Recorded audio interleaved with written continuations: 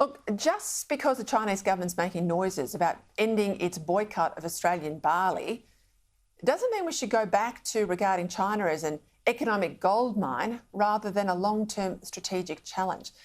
I'm all in favour of our exporters making money wherever they can and selling barley and wine and thermal coal, as well as iron ore, gas and metallurgical coal to China that wasn't subject to boycott, because these are all commodities. And in selling them to China, we're not going to give Beijing a technological edge over the West. But better trade relationships with China, plus the lowering of the rhetorical temperature, doesn't mean we go back and relax to business as before.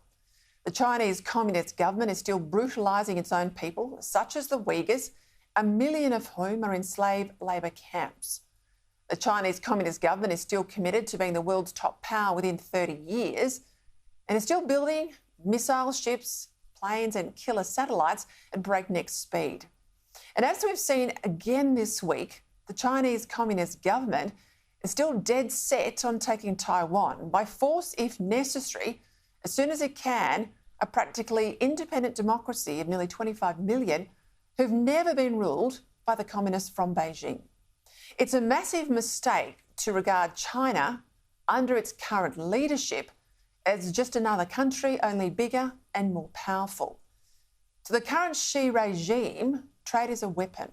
It's politics by another means, to be turned on and off like a tap. I mean, what kind of government has a virus lab in Wuhan trying to beef up deadly diseases, supposedly for research purposes? Honestly, this is Franken-science. And as it's becoming more and more widely accepted, it is the most likely distribution point of COVID on the world.